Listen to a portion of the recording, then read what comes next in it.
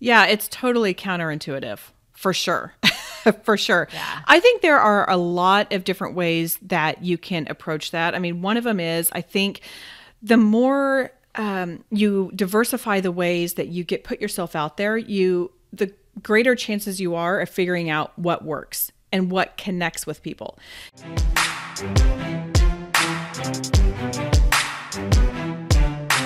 So if you have this little fuzzy idea of a book in your head, you can get on a podcast and talk through it. Yes, you can do that on a blog as well. And I will say, I don't think that there's any time saving in one versus the other. They both just take a lot of time when you kind of go through all of the steps. But it really did help filter out what I was passionate about. And one thing that I learned is I love the education.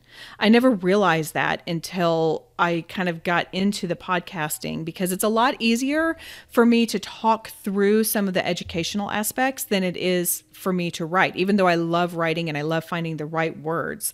The other thing too, I mean, I know you love nitty gritty stuff, Crystal, and you've talked a lot about platform building, and you've talked a lot about building that email list. I mean, how many episodes have you talked about the importance of your email list? Well, your podcast will reach people in a way that blogs might not. Some people like to read their content and some people like to listen to content. The whole point, or the whole reason I even started a podcast in the first place, was I would get these blogs, and I know how much time goes into those blogs, but I would get them and I'd be like, oh, I love what they have to say. This person is so great. And then I would delete it because I didn't want to take the time to read it. I did, though, love connecting with people in my ears. So it was just a different avenue of connecting. Just like some people like to go to Twitter, some people like to go to Instagram, some people like to go to Facebook. This was just a different avenue in which I could connect to potential readers and to people who, were interested in the kinds of things that I had to say.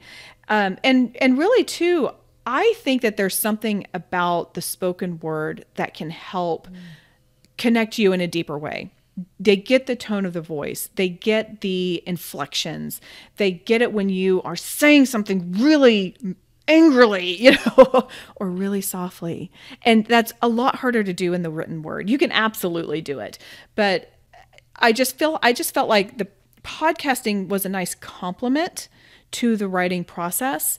It didn't necessarily replace it, but I think it was kind of a congruent way of building the community and building a platform, in addition to my monthly newsletters, in addition to like all the things that we've talked about, right? And sending out, I send out an email every time I have a new episode, a long form episode come out. I have 2 different ones, but it's a nice complement to that, even though it is it's kind of, it doesn't make sense, right? Counterintuitive. Yeah. Like, well, if you wanted to write a book, why would you start a podcast? Yeah, exactly. Well, I want to jump straight from that, because I do see some of the benefits in having both types of formats down. Because for me, it was so funny because, Amy and I, we've talked about this before, but I have a blogging background as well. But whenever I found myself going to a Google Doc and turning on the dictation so I could voice type my blog post, I'm like, this kind of feels like a podcast. Why wouldn't I just start a podcast? This is so strange to me. But I can absolutely see there's a benefits that overlap podcasting and book writing. So let's talk about some of those. Yeah. Well, first of all, you taught me about the Google voice type, and that was the biggest game changer that I now tell people. That's one thing that I would do during COVID is I would take my laptop out, pull up Google Docs on Chrome, stick my earbuds in. I'm just walking around outside, just look like I'm talking to the air. I don't know. But yeah, that was huge. And I got so excited about the Google voice type that I forgot the question. I'm so sorry. Can you repeat it? No, that's fine. Yeah, that's fine. So just what are some of the benefits that you've experienced on the journey from podcasting to now having a published book? Yeah. Well, one of the things that I have loved about podcasting, and I wish I could do even more, is meeting other people and, interviewing them. So if I want to talk about a topic, I can go research it, and I can offer what I have researched. I can also bring on an expert, and that's, mutually beneficial oftentimes. And so this didn't even occur to me when I was doing this, but I started reaching out and really making connections and finding my people of who thought like I did. And you know what those people were really great for is I had a handful of them endorse the book.